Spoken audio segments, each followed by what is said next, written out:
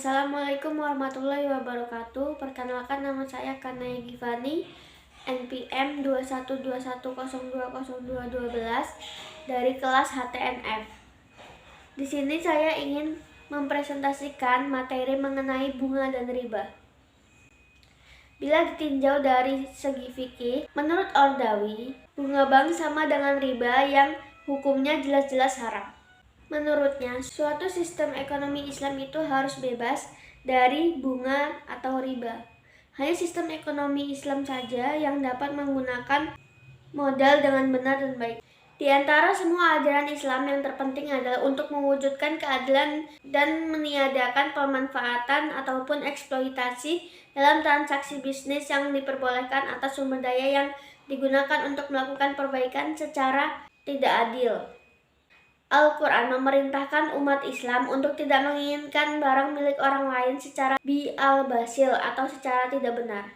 Sebagaimana firman Allah Subhanahu wa Ta'ala dalam surah Al-Baqarah ayat 188 dan surah An-Nisa ayat 29.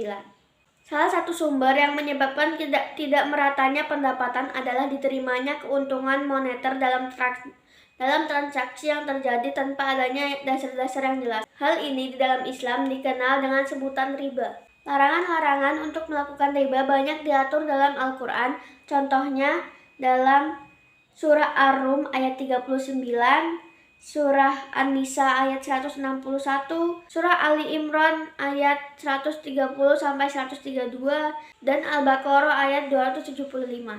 Sebelum melanjutkan materi mengenai riba, kita pertama-tama harus mengetahui pengertian dari riba. Apa itu riba? Riba berarti meningkat, tambahan, perluasan, ataupun peningkatan.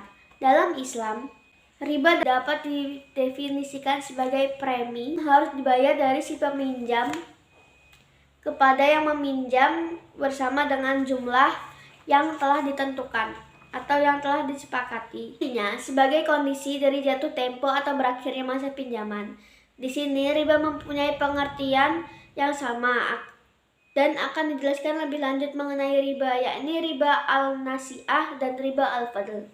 Jadi riba mempunyai dua jenis, riba al-nasi'ah dan riba al-fadl. Riba al-nasi'ah berasal dari kata nasa yang berarti tertunda atau ditangguhkan, menunggu dan mengacu pada waktu di mana peminjam tersebut harus membayar pinjaman sebagai gantinya atas premi atau tambahan tersebut. Sebagaimana firman Allah Subhanahu wa Ta'ala dalam surah Al-Baqarah ayat 275. Dasar dari larangan ini sangatlah tegas, keras, mutlak, dan jelas. Tidak ada tempat untuk berdebat mengenai aturan tersebut. Kedua, riba al-fadl. Riba al-fadl ini merupakan bentuk kedua dari riba yang telah digunakan dan selalu terjadi dalam transaksi antar pembeli dengan penjual. Sebagaimana firman Allah dalam surah Al-Baqarah ayat 275. Riba nasi'ah berhubungan dengan pinjaman uang dan dilarang seperti yang telah dijelaskan. Sedangkan untuk riba al-fadl berhubungan dengan perdagangan. Sangatlah sulit untuk menghilangkan riba nasi'ah sehingga diperlukan sebuah komitmen perubahan yang mendasar dari jahiliyah. Sedangkan untuk riba al-fadl diperkenalkan oleh Islam dan menggambarkan karakteristik yang konsisten dalam keadilan ekonomi dan sosial. Alasan utama kenapa Al-Quran sangat gigih dalam mempertahankan ideologinya terhadap prinsip bunga karena Islam ingin menciptakan sebuah sistem ekonomi di mana semua bentuk dari pengeksploitasian dapat dihilangkan dan secara bertahap menciptakan pemerataan pendapatan di antara umat Islam. Lalu ada tiga jenis peminjam yang mencari tambahan dana bagi kegiatan usaha mereka, yaitu pertama, perusahaan yang sedang mencari investor untuk memperluas kegiatan usaha mereka. Kedua, perusahaan yang sedang mencari pinjaman untuk membantu pembiayaan usaha mereka. Ketiga, pemerintah yang mencari pinjaman dana untuk menutupi defisit APBN. Sepertinya, Riba merupakan praktik bisnis di mana uang atau komoditi yang dipinjamkan kepada mereka yang membutuhkan dengan jangka waktu tertentu dengan tarif tertentu sehingga peminjam akan membayar lebih daripada jumlah yang dipinjam. Ini menyebabkan kesedihan yang mendalam bagi masyarakat yang sangat membutuhkan. Pengertian mudahnya dari riba al-jahiliyah adalah transaksi yang dilakukan secara tidak adil. Itu mudahnya dari pengertian riba al-jahiliyah. Intinya dapat diasumsikan bahwa Al-Quran melarang segala macam bentuk transaksi riba sebelum masa Islam atau pre-Islamic. Dalam kaitannya dengan riba al-jahiliyah, istilah-istilah seperti al-dain, al-mal, dan al-haq dipergunakan sesuai dengan waktunya, yang berarti di mana istilah-istilah tersebut dapat diartikan sebagai hutang. Selanjutnya saya akan menjelaskan pengertian dari bunga dan modal. Bunga dapat diartikan sebagai buah dari modal yang digunakan atau dipinjamkan. Sedangkan modal adalah buah dari hasil kerja para pekerja di masa lalu yang digunakan di masa depan untuk keperluan produksi. Ketika seseorang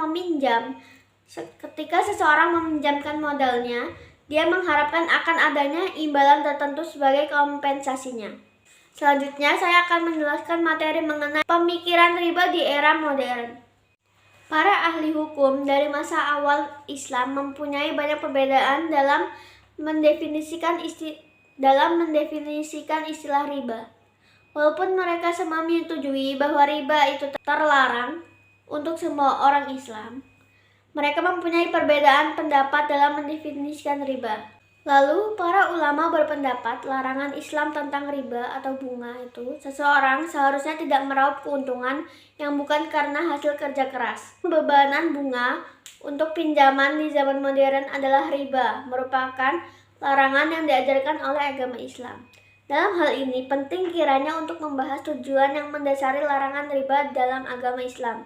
Salah satu yang penting dalam agama Islam adalah umat Islam tidak boleh meraup suatu keuntungan atau penghargaan yang bukan merupakan hasil kerja dan upayanya. Dasar ini diberikan dari wacana dalam banyak ayat dalam Al-Quran, dalam perkataan, dan banyak tradisi dari Nabi Muhammad SAW. Uang merupakan hal yang alami, yang tidak produktif berpegang kepada ahli hukum istimewa. Kemudian D, Islam tidak menyukai masyarakat yang kaya dan kapitalis yang tidak bekerja dan meningkatkan kekayaannya dengan berbagi dalam hasil kerja dari orang lain. E, meminjam uang beserta bunga sebagai modal melakukan investasi pada suatu kegiatan usaha tertentu. Usaha tertentu tidak sama artinya dengan mengartikan secara harfiah praktik pinjam-meminjam uang berbunga yang pada umumnya mengorbankan kaum miskin dan kepentingan dan kaum kaya.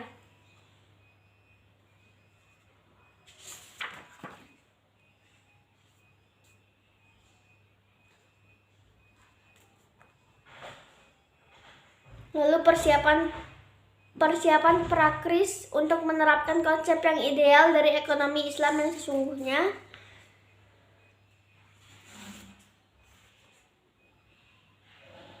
Dan negara Islam seharusnya memulai kerjasama untuk banyak tujuan dalam membangun komunitas yang sekarang dikenal dengan negara progresif.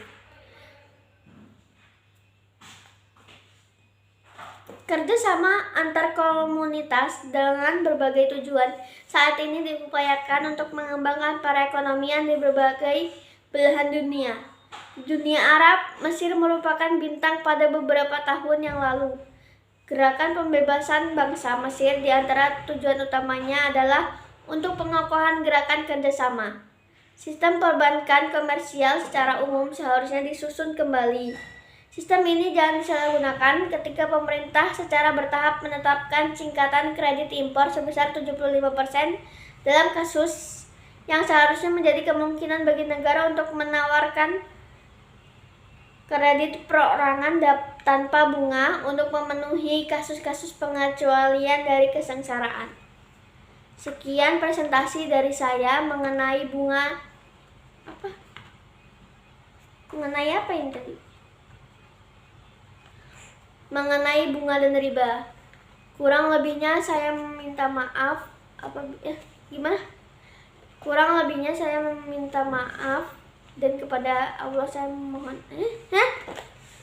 Kurang lebihnya saya minta Kurang lebihnya saya minta maaf dan wassalamualaikum warahmatullahi wabarakatuh.